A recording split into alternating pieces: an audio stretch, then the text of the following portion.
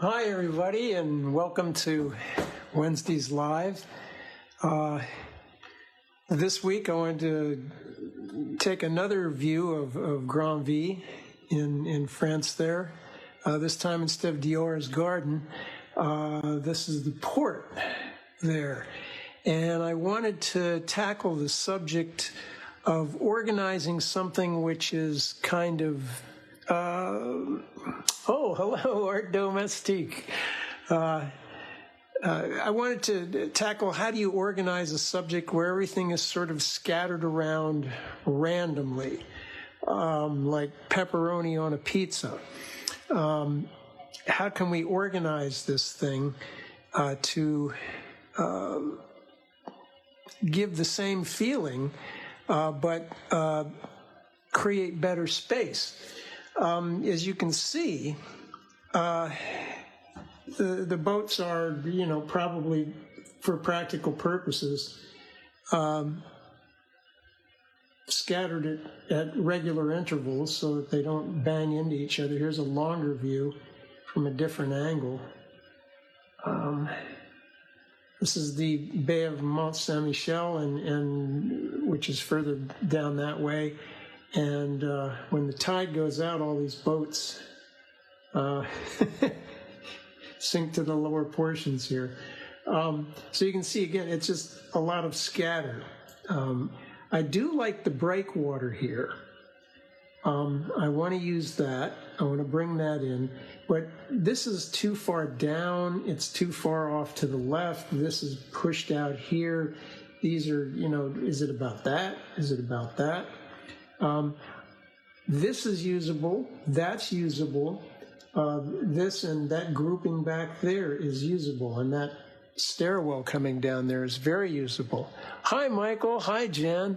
So what I'm going to do is I'm going to try and organize it more like, I'll show you some sketchbook warm-ups that I did.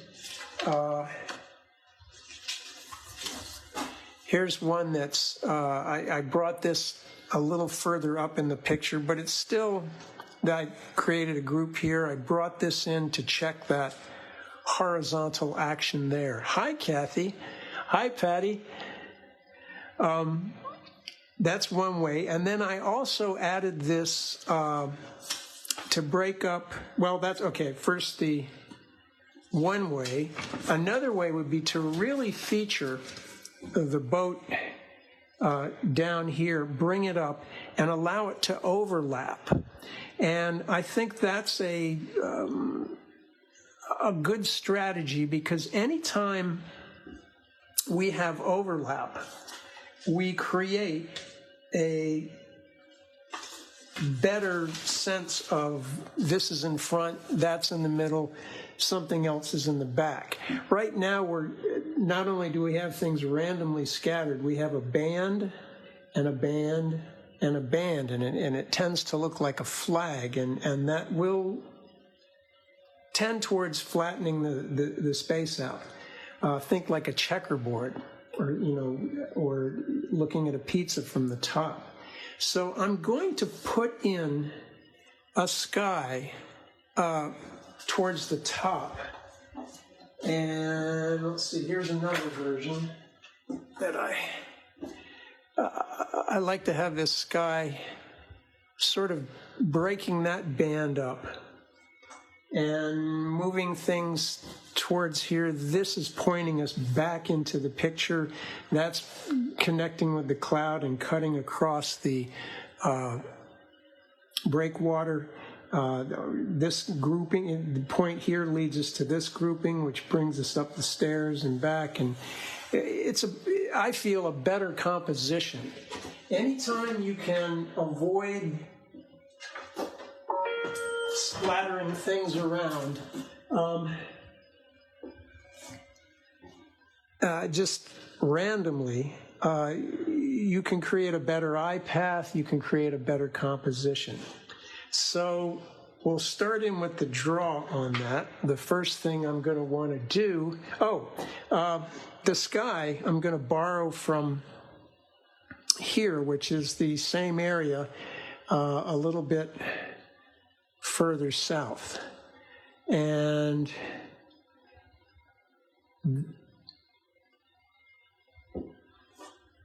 I'm going to put this a little bit higher than half. It's kind of cutting in half.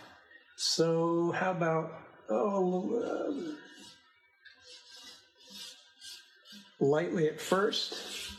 This I'm going to bring out a wee bit farther than it is now, as if I were standing more over in that direction. So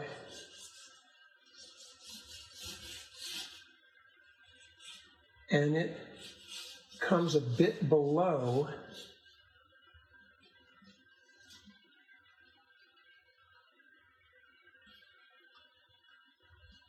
And I'm going to also play with the position of this structure here so that, well, there I did it. I don't want the space here and the space here to be equal. So let's bring it a little further this way, which probably closer to what it actually is. All right.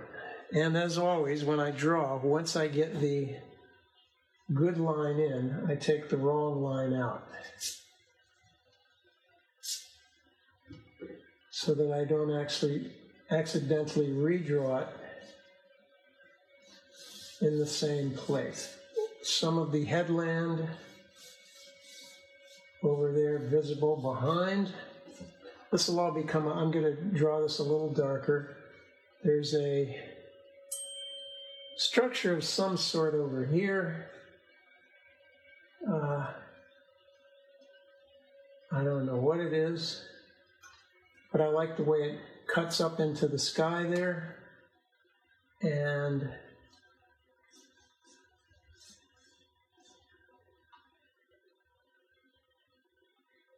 this marvelous stairwell, which takes a jog and then goes down.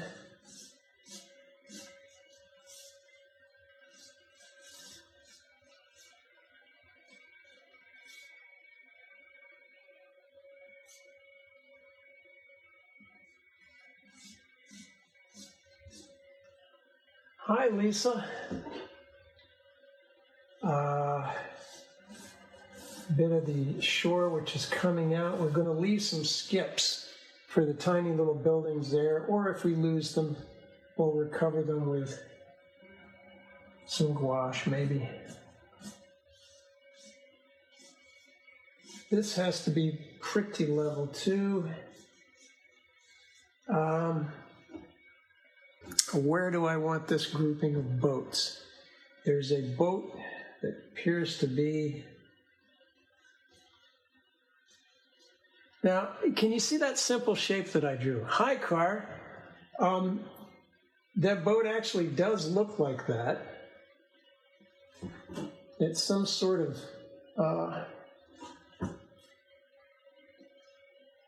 I try to find what is the simple basic shape of a thing.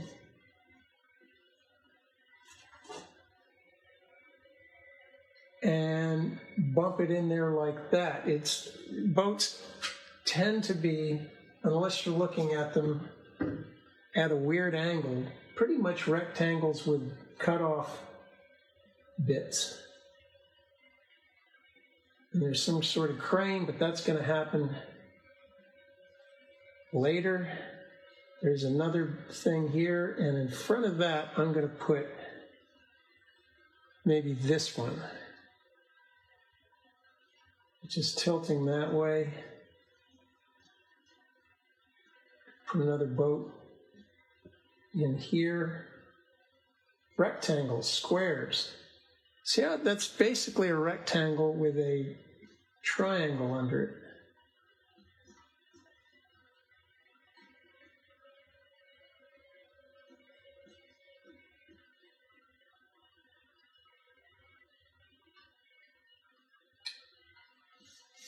I put in some extra masts that maybe we don't need.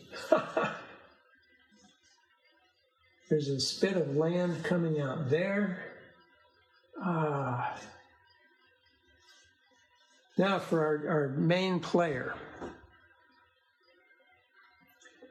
this unit.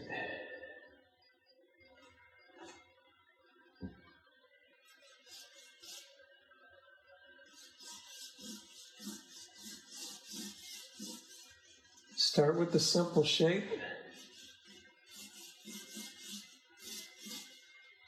The back is sort of a U shape.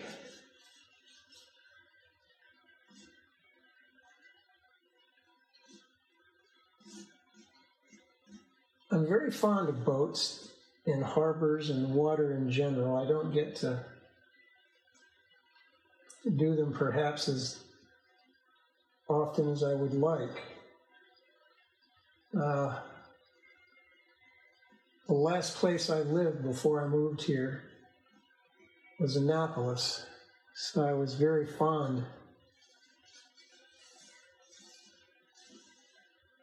So here we've got some overlap. Most of that is going to occur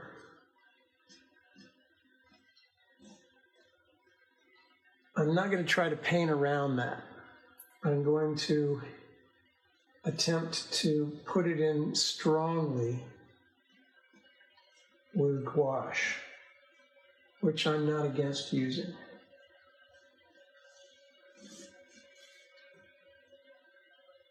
Because I don't want to spoil the beauty of all that.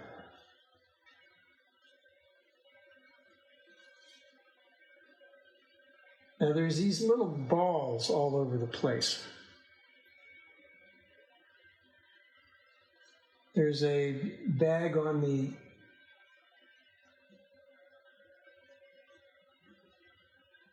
there's probably a boom on this thing.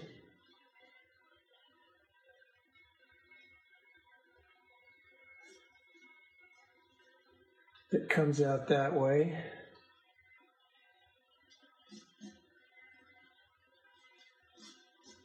You know, maybe this should be a little smaller. Yep.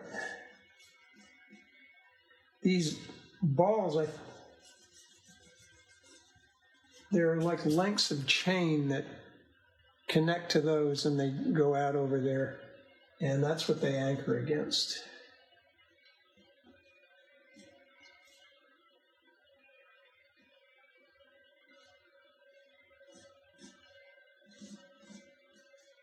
And we're going to have a nice shadow underneath our boat. This boat back here, I think I want to use it. I'm going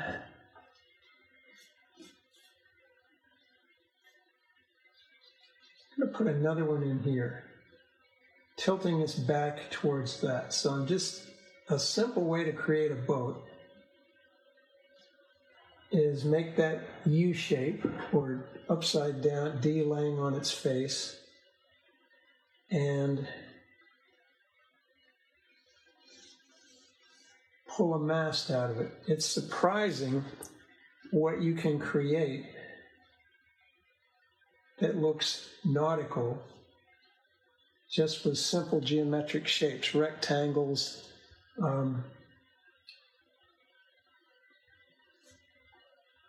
Let's get this one drawn.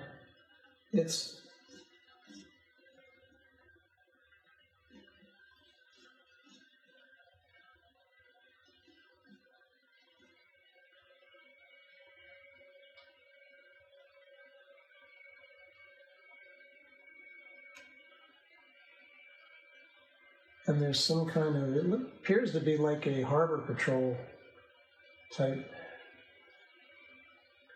craft.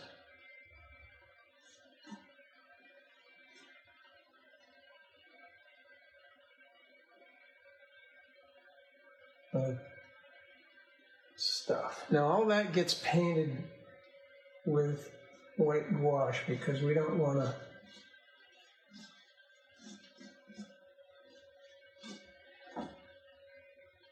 that lovely, just a wee bit of water, Possibly I'll put one of these little boats in here too.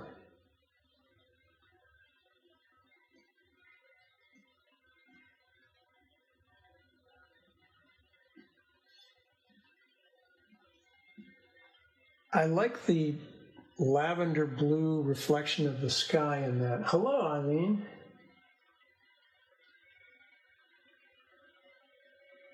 Splash of green flash. Well, is it this? Because that's the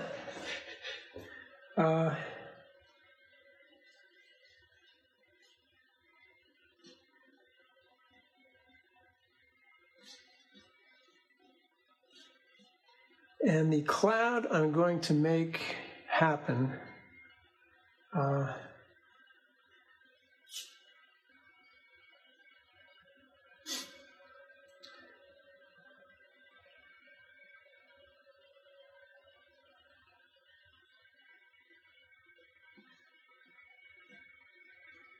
So let's get out the eraser and leave anything white that we're going to leave white. I can paint around that big shape. I can paint around this big shape. What I can't paint around are these masts and these tiny little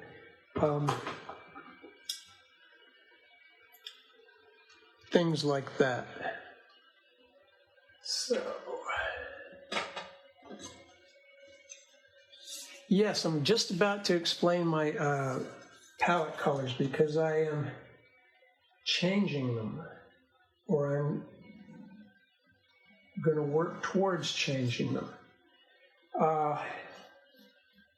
And while we're at it, let's talk about the paper. It's 140 pound. This looks like Hanamula. It's a cold press. It's a German paper, but Saunders, Arche, Fabriano, they're all decent papers.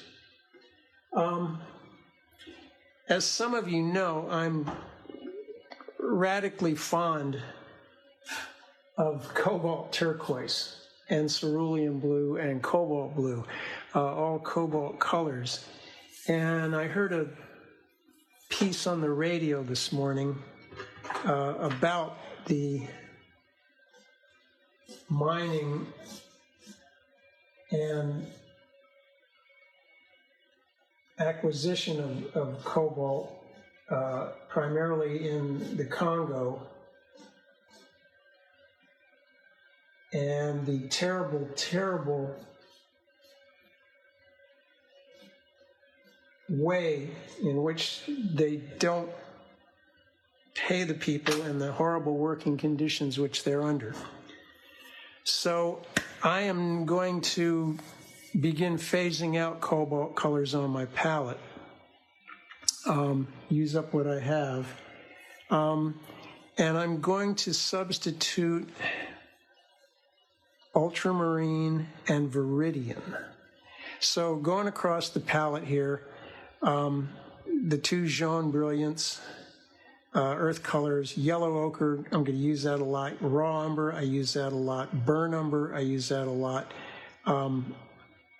Straight burnt sienna, I use that a lot. This is a cad red orange, somewhere between orange and red. This is like a cad red in the middle. This is transparent red iron oxide, which is more orangey than the burnt sienna.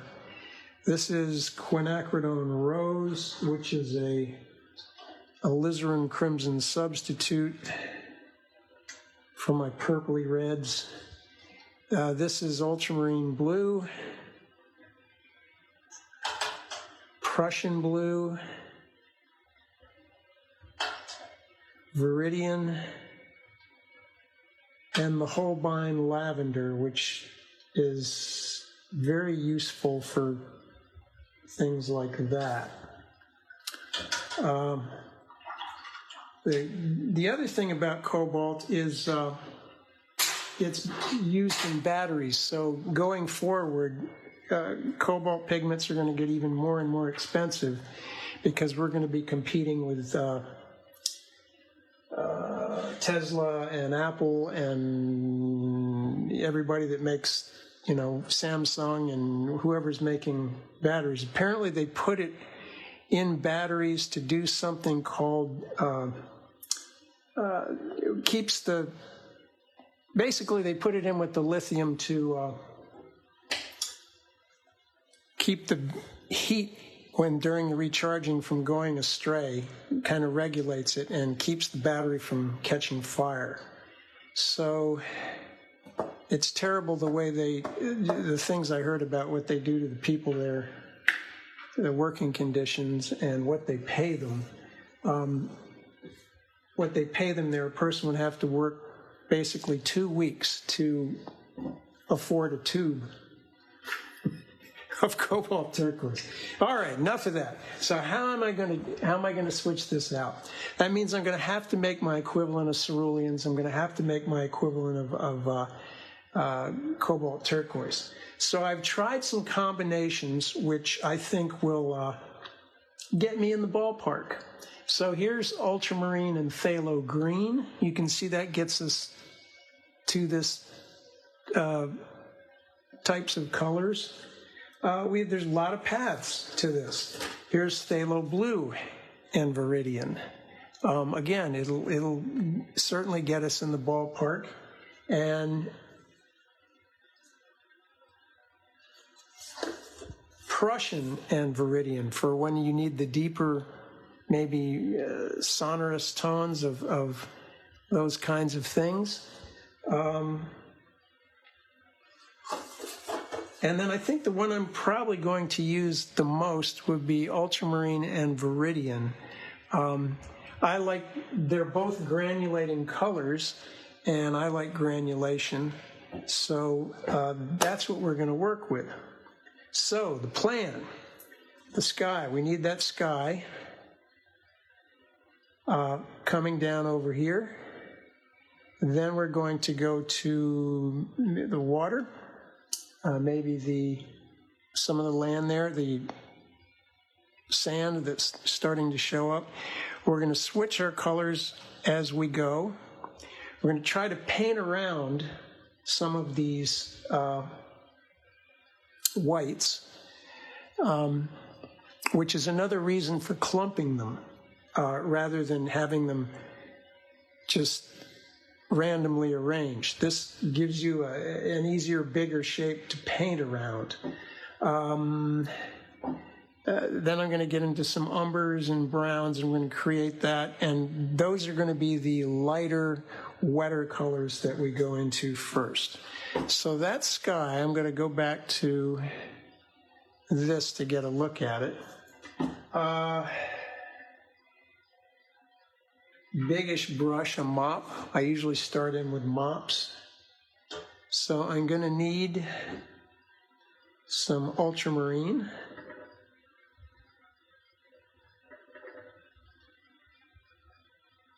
I typically do not use Prussian or phthalo above the horizon because it sticks out. Certainly don't like to use phthalo for that. It's a very strong color too. Another reason I like the ultramarine and the viridian is they're not strong tinters, so they're easier to mix. But I'm going to use that for my blue of my sky, adding some water as I come down here. Now I need the gray. So again, the ultramarine blue,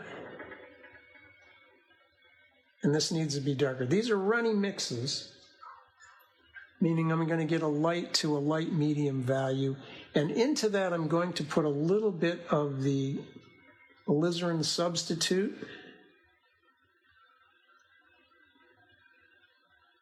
and a little bit of the red iron oxide to gray that down so it's not a strident purple.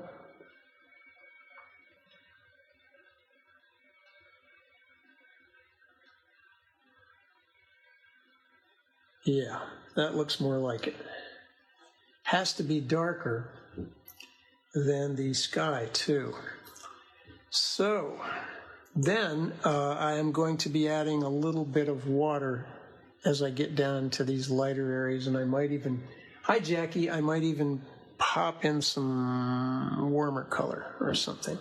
So for starters, the gray of the cloud. Let's make sure I have enough.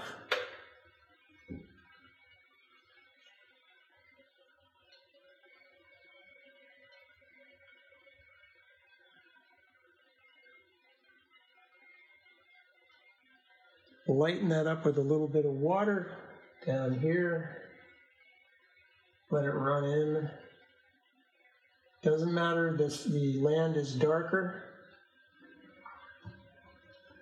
Okay, straight up ultramarine blue coming in from the top. It's going to have to be darker, a little bit darker. Let's leave a few light areas. I might have to turn this upside down to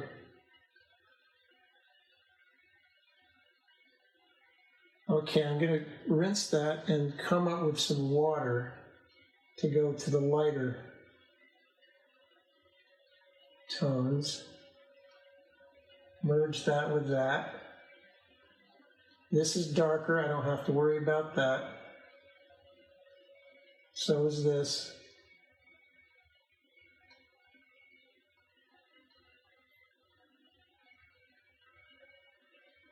Just take it right down here and leave some skips for buildings maybe.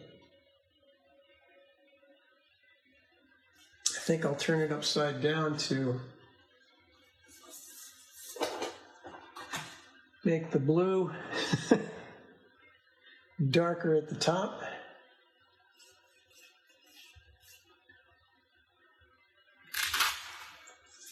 Alternatively, oh, I might be getting a light spot. As I see the glisten go off this, I might add a little bit stronger version of my gray mix.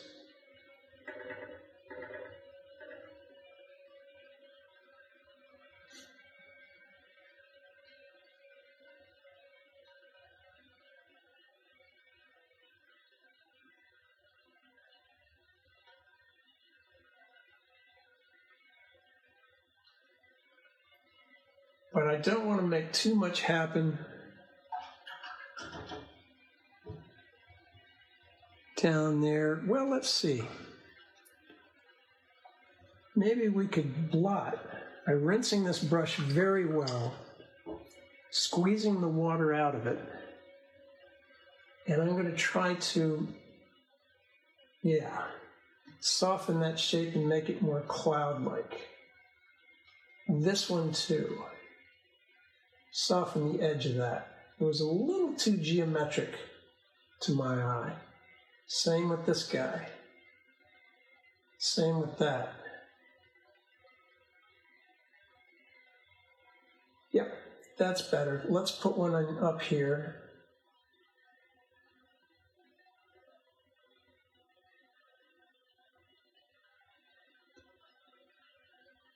Soften those edges as well. What we're doing is mopping or blotting with the brush. Okay, that looks better to me. I think I'll maybe get a little bit back here too.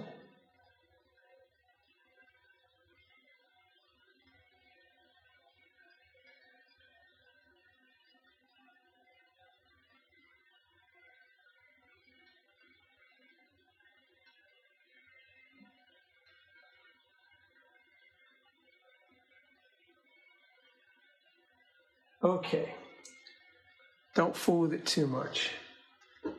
I'm going to go to a smaller brush. Still a mop.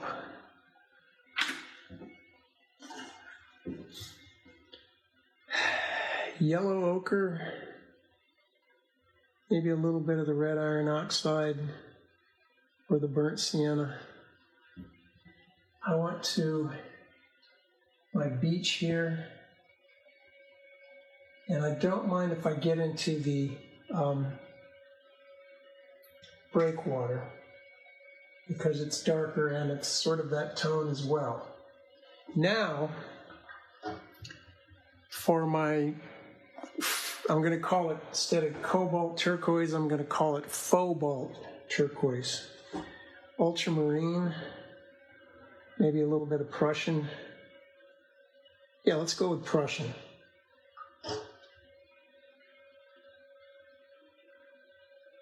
And Viridian.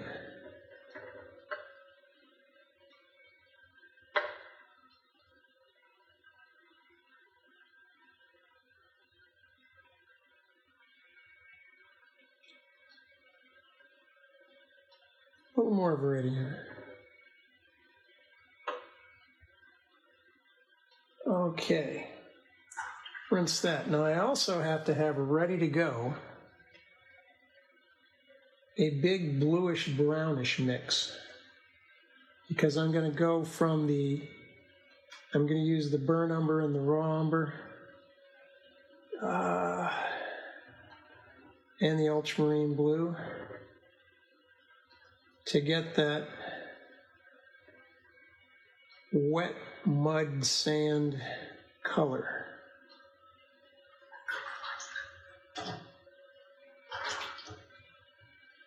Maybe a bit more blue.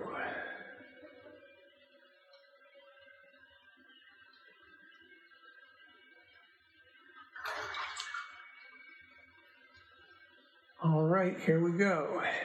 Trying to miss our boats. A little more Viridian. Can't hurt.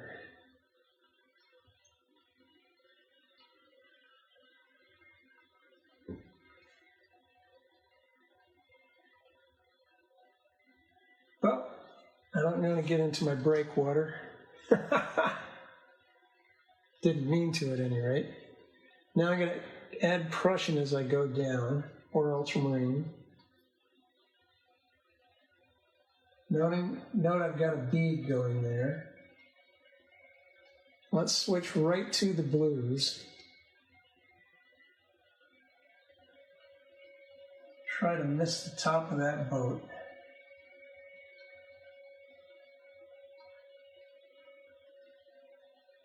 If I don't get it right, that's okay. I'll recover it. I think I'm all right.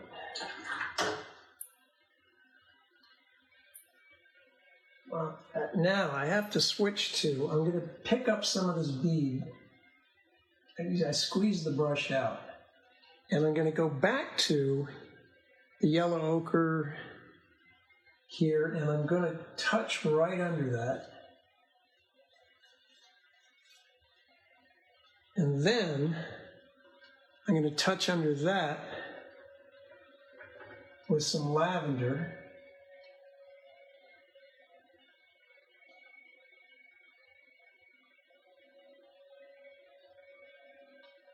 And then I'm going to switch to, I'm going to pull that all the way into here. This is where I go into this murky, mucky brown. Try not to get my boats. Oh, I got the boat. No, I didn't. I think I got them.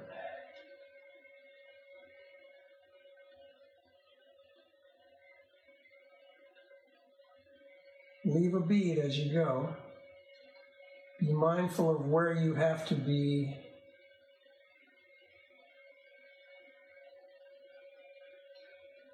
light and where you can pop over it. Oops. Ultramarine. Let's change it up a little bit of burnt sienna too.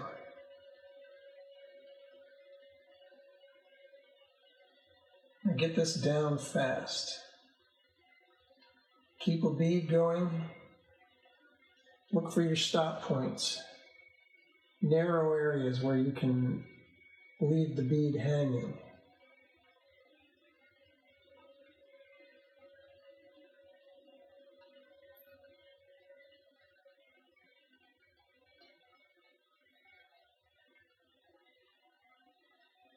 Begin mixing a little bit more lavender into it. Hi, Eric.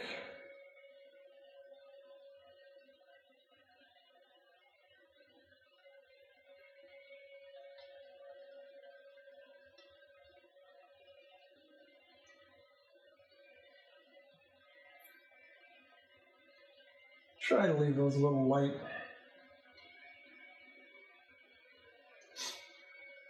Okay, let's get a little more lavender in there, maybe some of the turquoise underneath the boat. Don't starve the bead.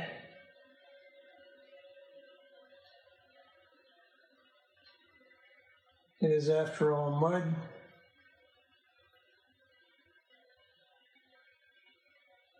The lower part of that boat is dark. I can paint right through that.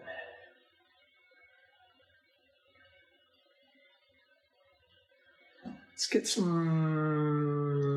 mixed browns and change this up a little brighter, just to variegate the proportions of the mix. Mindful of the fact that we really are at the holy mess stage. Hello, Pat.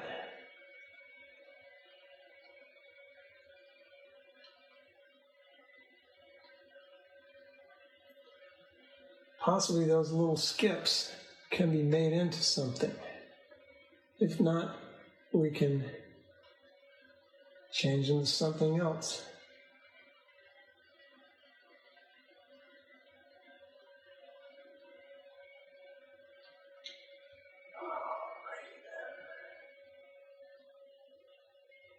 Now, I'm going to warm that mix up with a little bit of the transparent red iron oxide. And I'm going to do the breakwater, the whole thing. And this is not the darkest color that's going up there. This is the lighter color, or the lighter tones of it.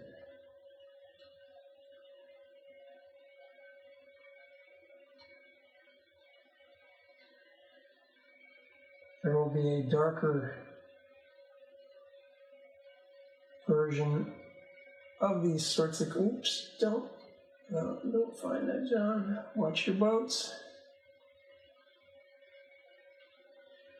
And if some of that merges down there, that's okay.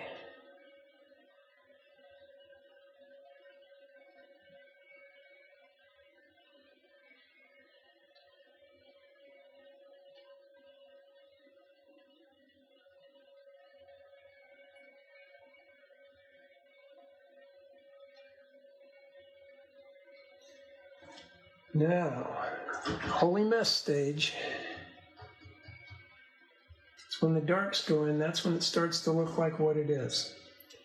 I'm going to try to play with my reflections a bit more. Get some of that lavender, and I'm using a thicker consistency of paint.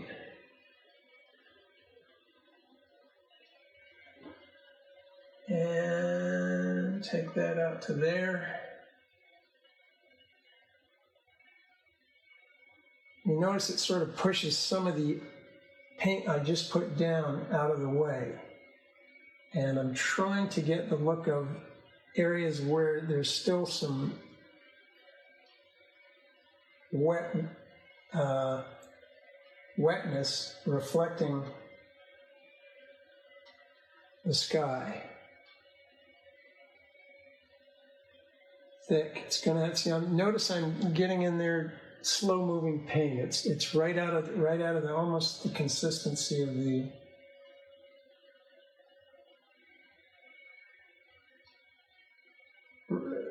Like it would be in the tube.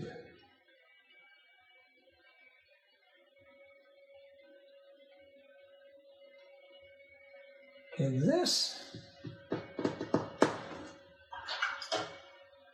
We're going to do a similar thing with the yellow ochre or the jaune brilliant. to get that, the very sandy thing. So this is thicker paint, and it's pushing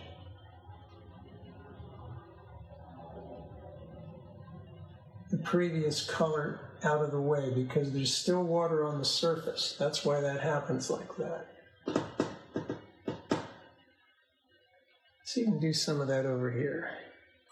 Why am I doing this? I'm trying to stitch one side of the painting to the other, front across the back, or overlap, or create a situation where it looks as though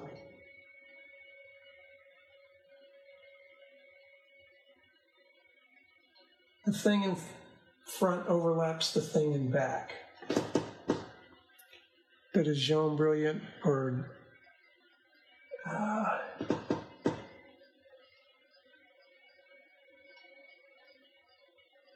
maybe that needs to be lighter. I'm rinsing, blotting, picking some of that up.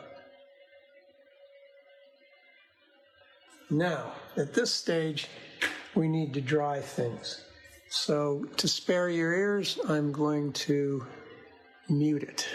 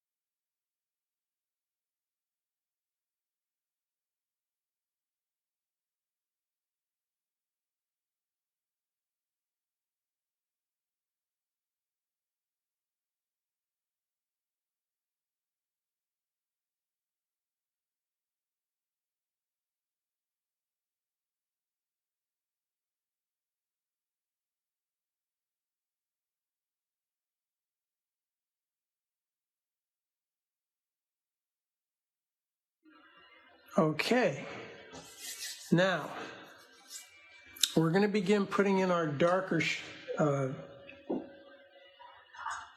passages, and that's what's going to make this mess, we hope, come back. So I'm going to remove some stray pencil lines. Maybe my things are a little big, but we can tone them down. Okay, we're going to start back here on the headland. It's bluish greenish, so ultramarine, Prussian. Put it into that brown so it doesn't get too strident and come forward.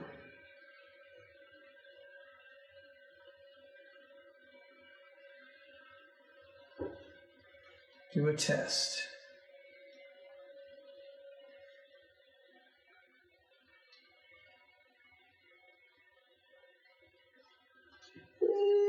Maybe a little more ultramarine.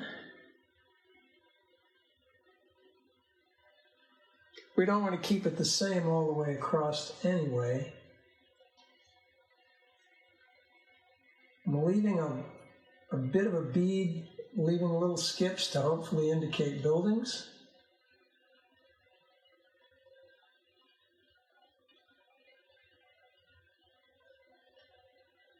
Now, as I go across, I'm going to add some lavender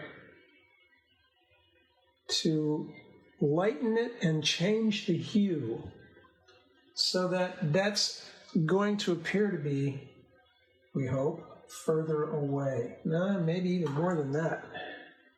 If it's the same value all the way across, it's going to look flatter. And we are not viewing this thing. More lavender here, maybe just go straight lavender altogether. Yeah.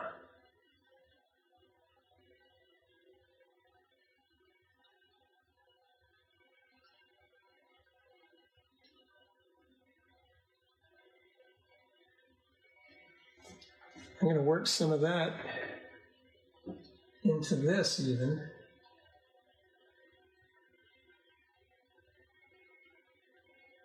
Now, as we go down to the beach, I'm going to get a little stronger and darker with the, and maybe more purplish with the blues to suggest, I hope, that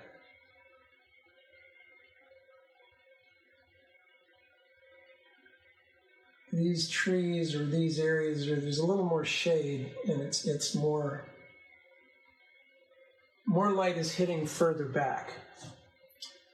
Not so much of that is going to happen in here. I'm going to very little, because we're going to do some overlap there, and we don't want to create a situation where the two things are vying for attention. And then a grayish brownish mix.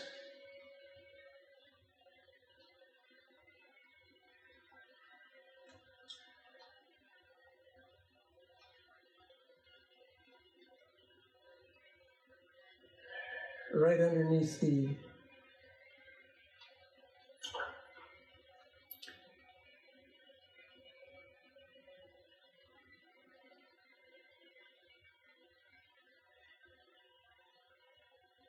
okay.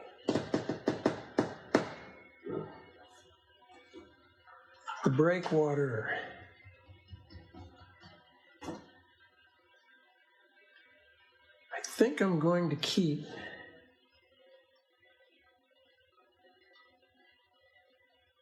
no, I think I'm going to have to go darker on that roof. It's a very blunt building. These are neutral colors made up of blues and browns so that they give us a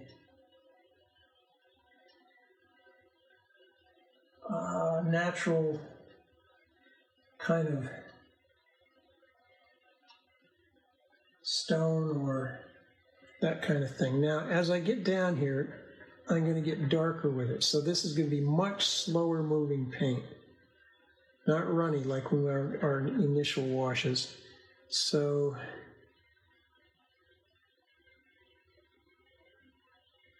red iron oxide, ultramarine blue, a go-to.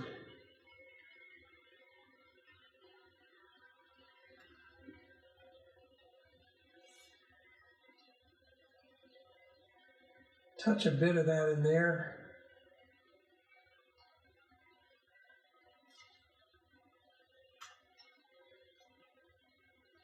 Very careful not to get my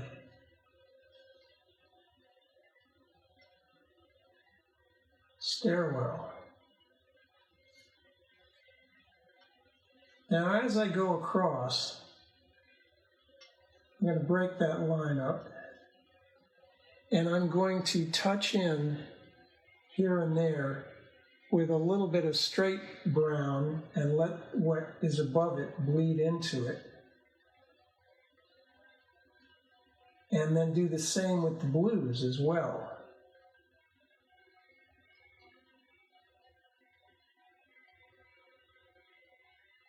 And this will help, I hope, give me the impression that if you know, when it's by the ocean, it gets gunk all over it and seaweed and gets weathered and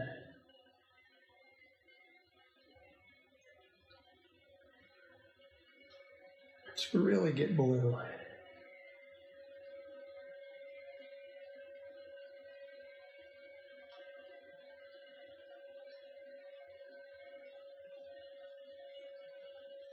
You probably can't see the degree of blue on here, or the change from the blue to the brown, but blues, you know, mingling and merging with browns always looks kind of nice. does this separation thing that only watercolor can do. The other mediums can't create that effect. And it's a gorgeous texture. I'm going to lighten it up and warm it up just a bit with some yellow ochre as I go off the page. So it's, again, I'm looking to avoid a uniform hue, but a more or less consistent value.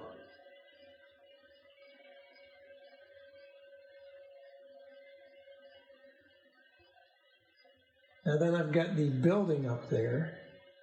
So again, perhaps one side darker. Break that line. And then one side warmer, redder, lighter, just to create some variety.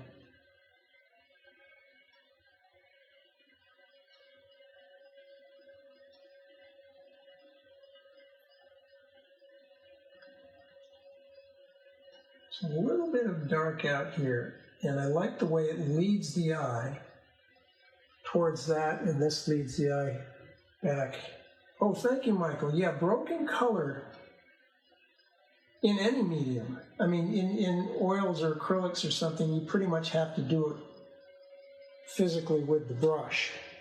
With watercolor, you can get the water to do it for you.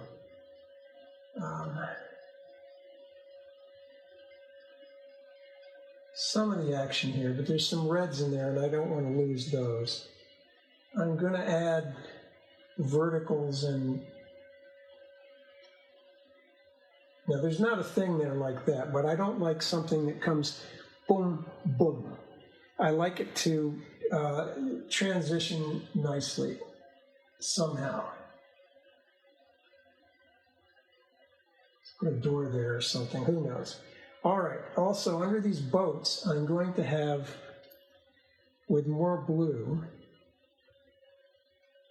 some shadows.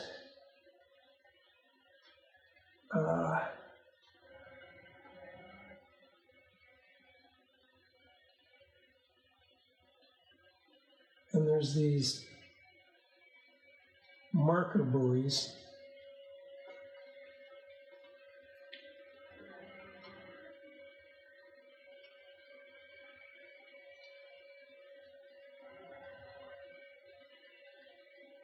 These lines, I'm kind of just making them up on my own in a way. I'm using them to lead the eye, hopefully.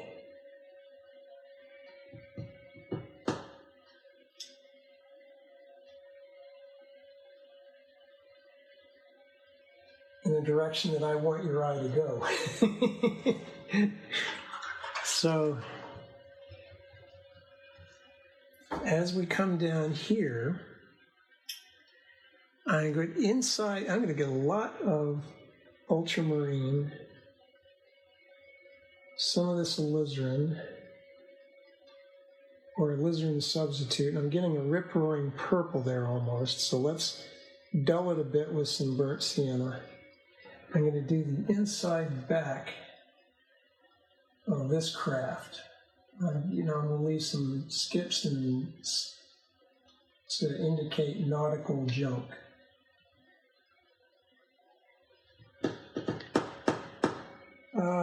Yeah.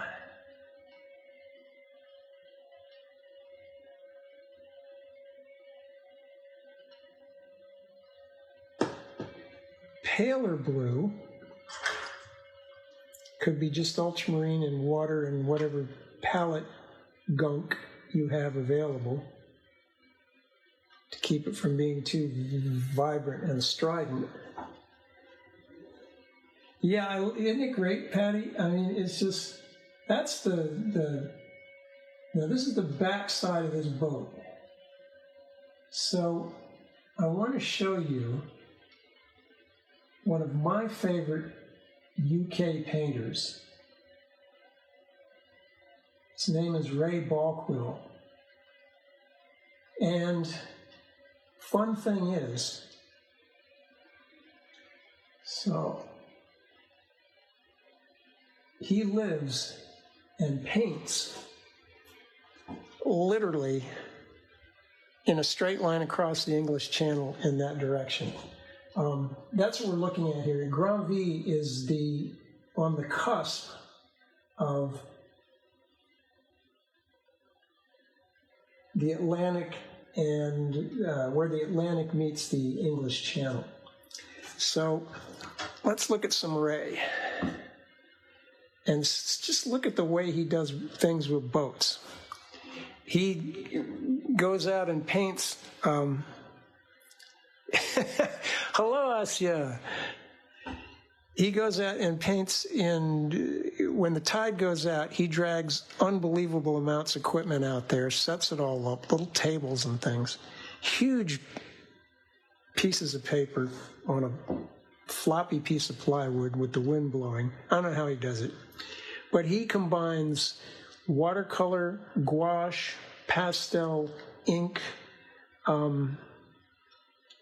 draws with a marker, like a Sharpie pen. But notice what he's done here. These are very simple shapes.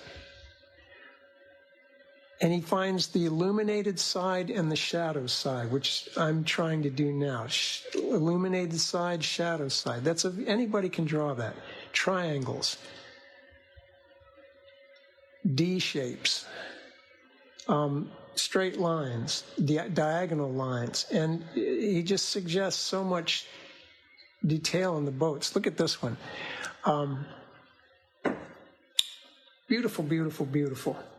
I just love the way, just a D for the back of that boat, and then a little rectangle above it, and then this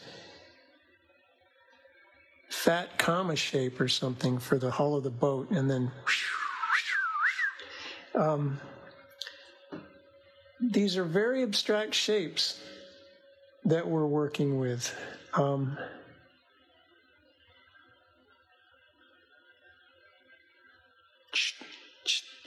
You know,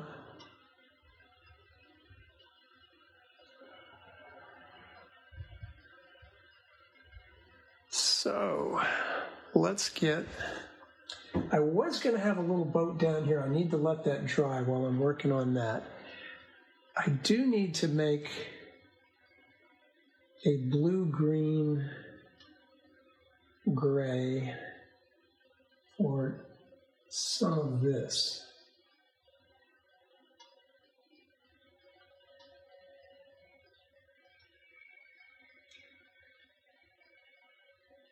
I'll make that even darker. So it's a collection of just nondescript shapes.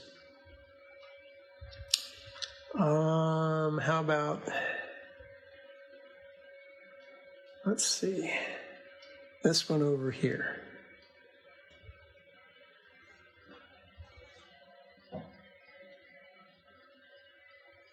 The windows are dark. The left side is in shade.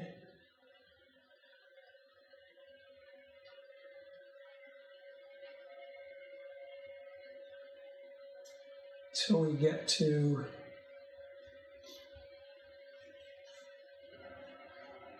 here.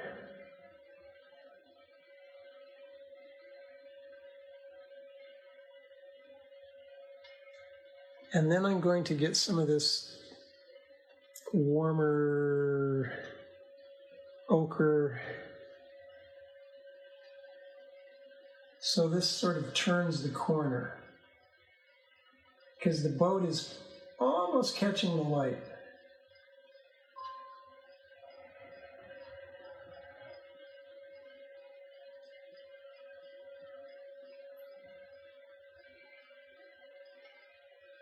And while there's water on the surface, the two colors, okay. Ray Balkwill, Ray like you have spelled it.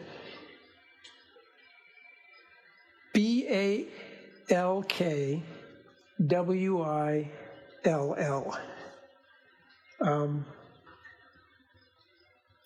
Wonderful painter. One of my favorite UK painters.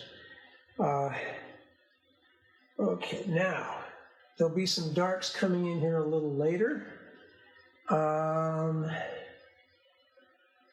Maybe I'll touch those in while it's still wet.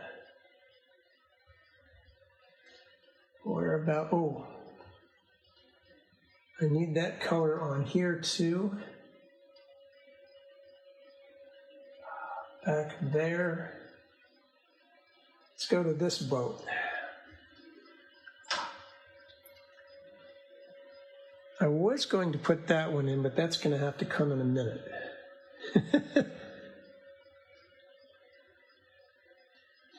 Yeah, stay up there. There we go. Now, I'm going to need a dark bluish grayish for the back with a little bit of dirt in it.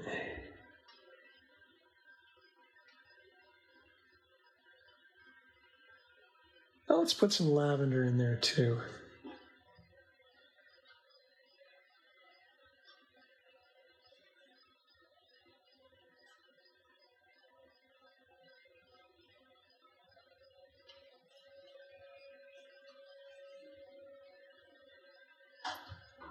Rinse, blot, get some of that ochreish stuff. Put it right here at the corner.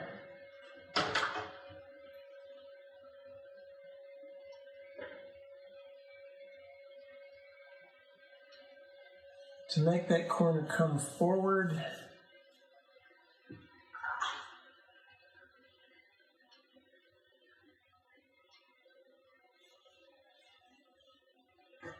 now, a dark for underneath. Let's get some Prussian, some ultramarine, our dark colors. Raw umber.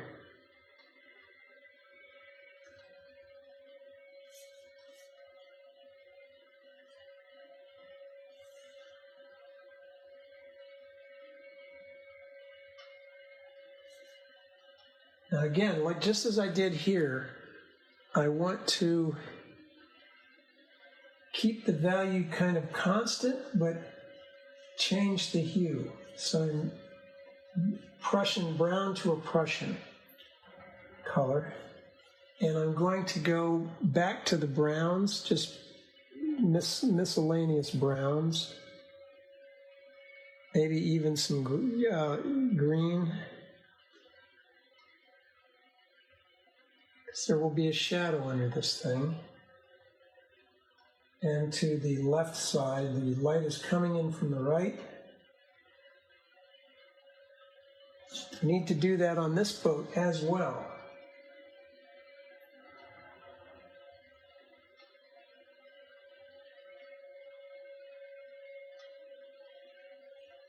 And merge into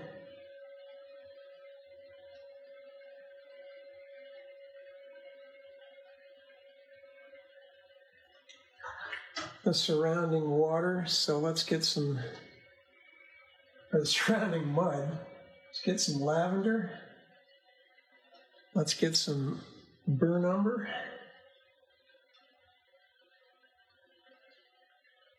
Same here, lavender and burnt umber. This is creamy stuff.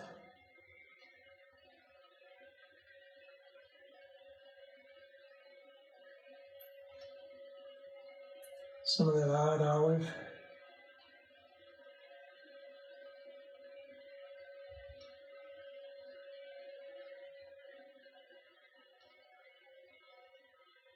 I'm going to start trying to suggest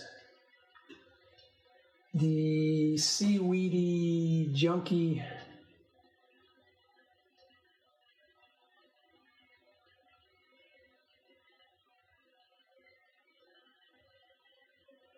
stuff that we see. Now, below the, can I get some darks? below the front of the breakwater, I'm going to try to suggest a reflection of it to also use that to frame the boat a little bit.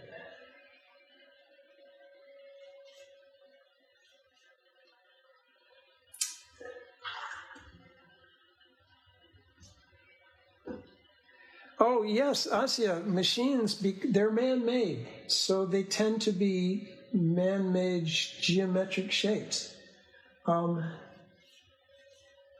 Maybe I did a while back, I did a thing on cars, how to make cars and trucks look like cars and trucks and not toys. Let's do a little bit of splatter. And you can make pickups and SUVs out of squares and rectangles. And I can show you how to make sure that your cars look like they were manufactured in the 90s or the 2000s or in the 60s or the 70s, just by where you put the wheels and how far the wheels stick out. So I'm splattering to get some seaweed and gunk.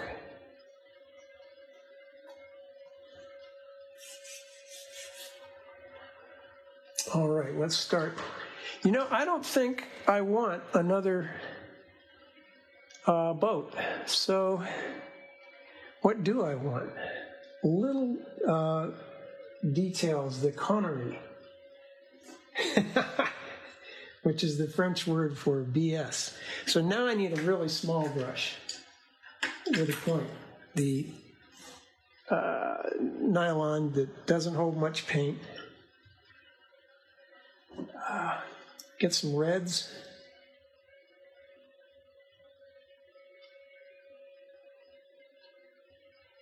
Darker reds, so that's going to be the alizarin. And the cad red light. And I put my finger in this business up here. Need a little more water on that.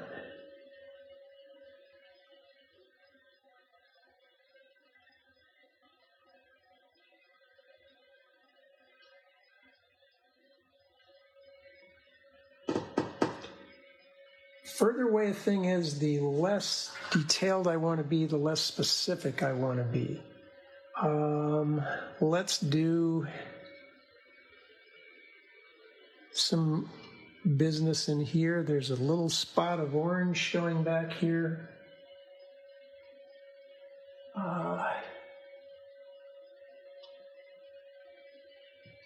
Oh, I should erase any pencil lines in here so that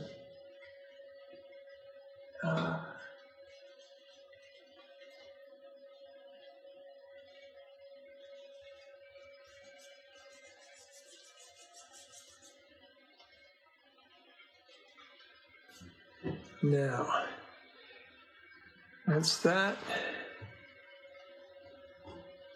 Some darker blue stuff.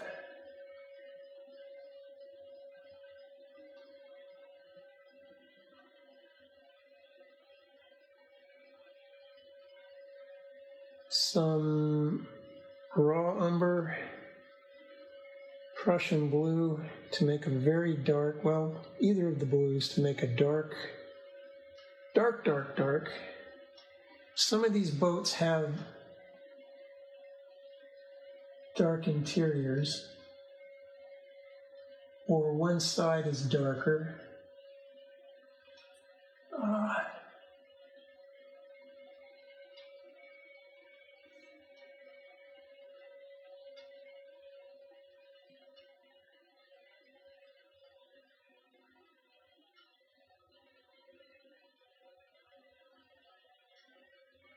Okay, we've got some of that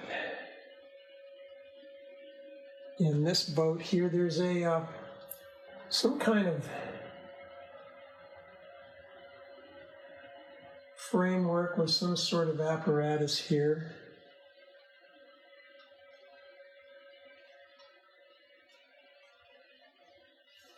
There's a motor on the back of that.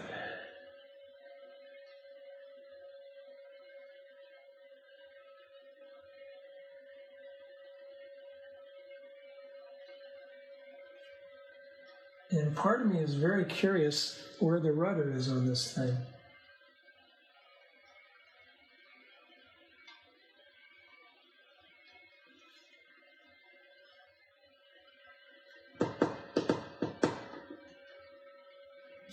You could, looks like we're gonna need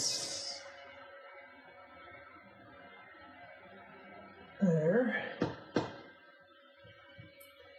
Some business up there.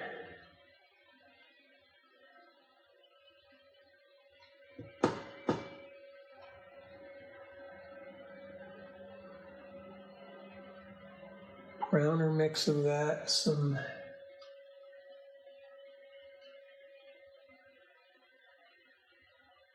interior of the cabin, bluer underneath the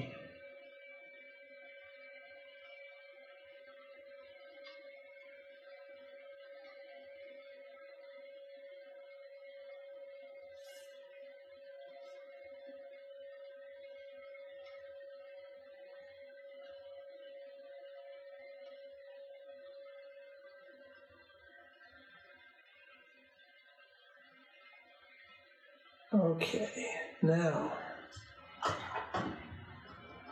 like we make this thing look even boatier.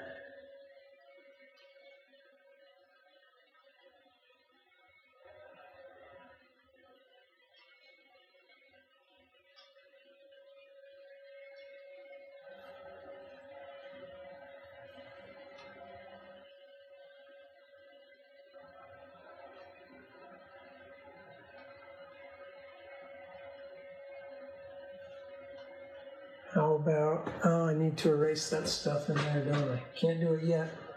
Can I do it here? Yeah. Hi, Linda. We're getting very close now. We're getting very close.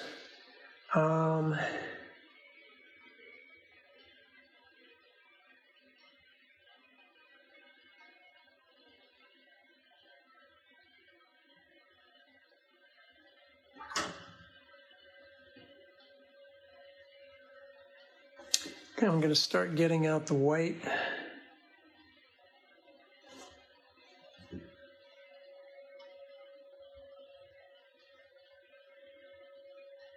Oh, I need to make the masts. Get the big tube.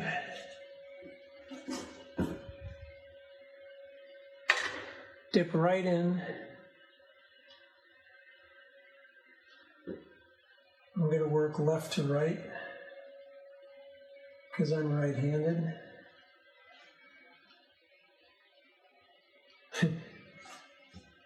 He says as he works backwards.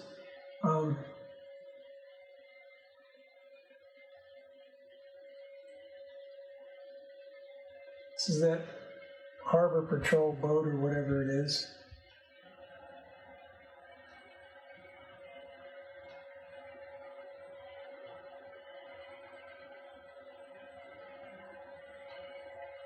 That's enough for that one.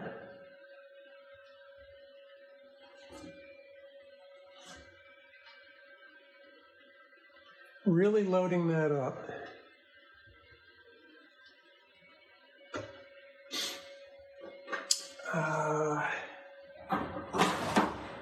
Something for a straight edge.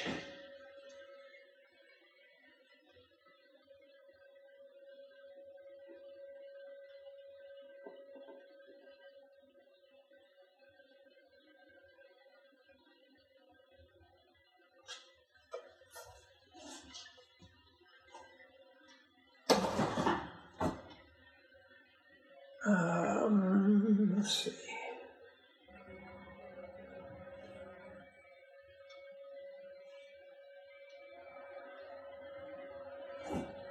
There's some sort of railing here.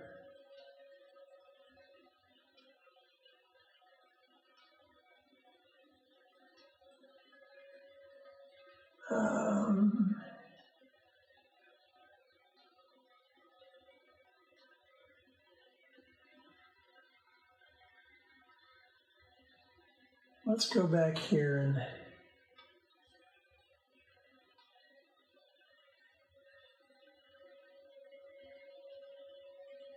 some details on this thing.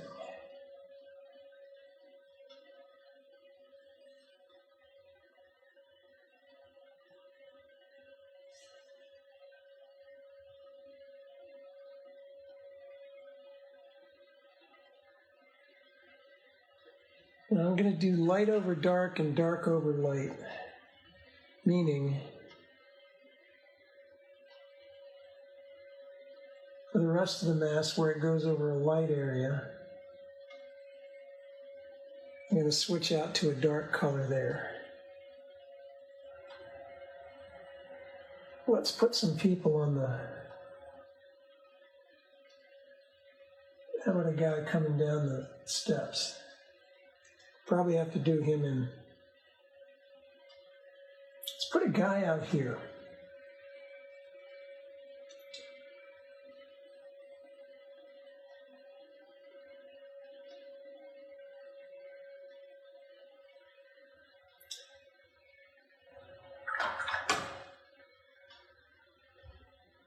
What other kind of little boat-like business can I do over here?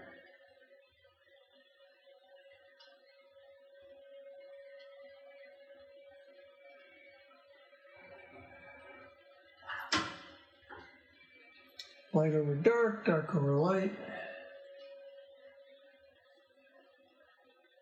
There is also a dark thing coming down there too, isn't there? Well, the other thing I have to get, that's very important, a mixture of the ultramarine and the lavender, is the bag that holds the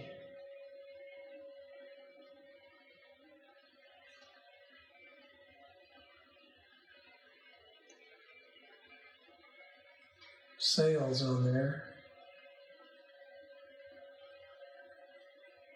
Show through. Probably one of those here too. One of those there too. Put a name on the back of the boat. I think it needs a rudder. What do I know? Now, hi Martha. I'm going to leave the white out. I may want to play with that. I want to have some fun with this boat. Get my two reds.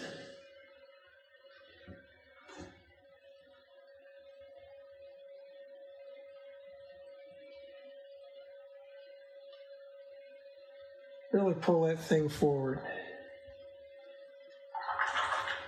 Minor details here. I'm going to get some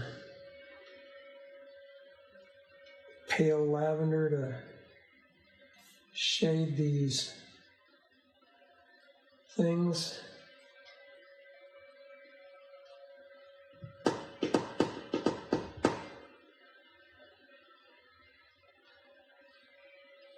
A little more glaze of blue in there.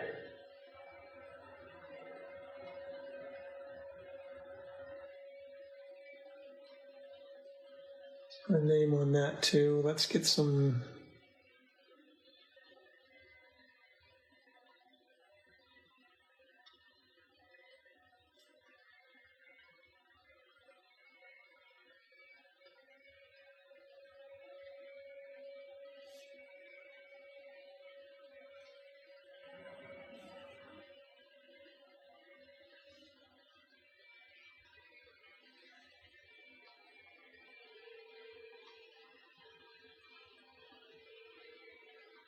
tie downs. Let's suggest the chain line that half under the mud. These are things we can lead the eye.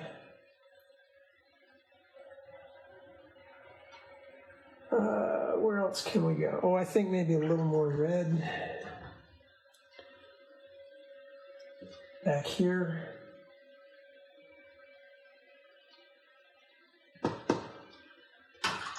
And let's, should be a bit more shade in here, shouldn't there?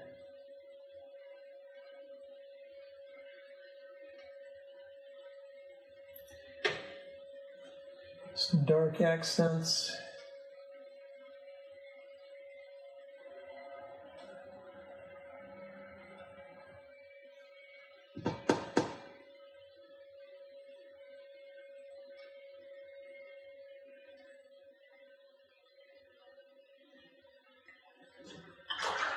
Let's peel it and see what we're getting. Thank you, Kathy. I love boats. It was so fun living in Annapolis, seeing all that.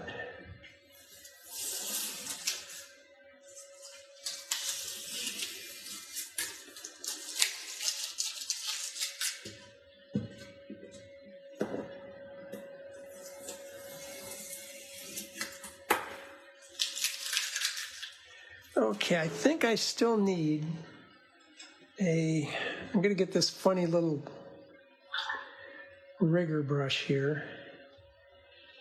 A dark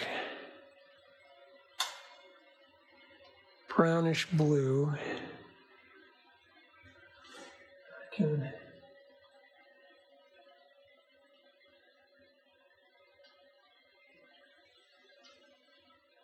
do that. The other side is going to have to be so add a little more.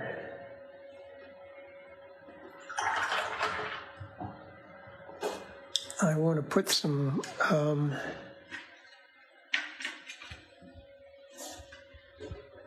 more whites.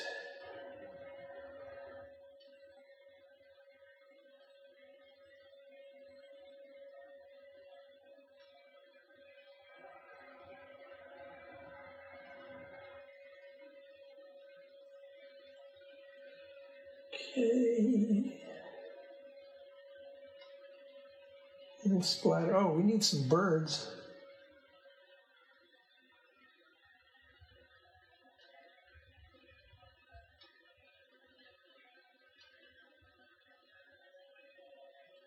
Even one's just sitting around. Let's put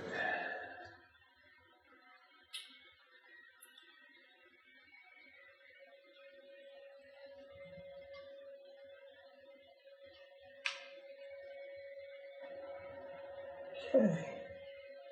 And I think I pretty much want to leave it at that.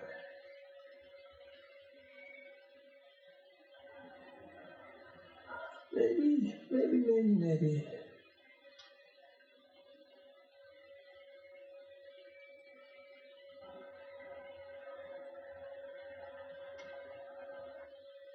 Okay. Better safe than sorry. Let's.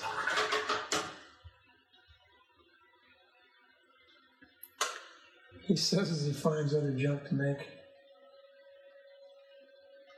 Some kind of crazy thing.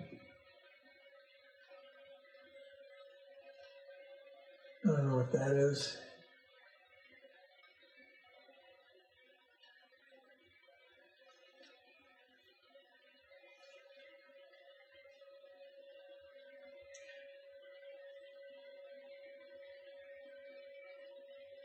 Okay, let's leave it alone. So, hi, Brent. But the big idea here was take things that are randomly distributed and help your composition by where they're pointing. Make them overlap. You know, take this thing and overlap that. Clump things so that they, variety of size. I mean, here we have, you know, mama, papa, babies. Break up any bands like that by maybe using something like clouds or just bringing a thing up through it. Another way you could have accomplished this was if we just cut a lot of that sky off and brought these boats over here and had them stick up there and activate the sky. Anything that will force the viewer to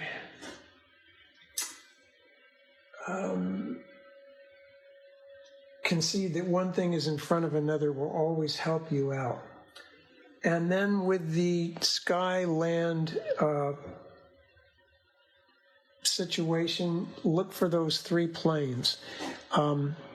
There's the horizontal sky plane, the horizontal surface of the earth plane, and then the vertical plane of things sticking up. So that's why we say, okay, one of them is medium, one of them's dark, one of them's light. In this instance, the dark is obviously the things sticking up, not receiving light, or the sides of things that don't receive light, like the hull of the boat or the side over there. In this instance, you know, sure, we have very, very light items that are embedded, but that three-way relationship, the sky is lighter, the ground is a little bit darker than that, and the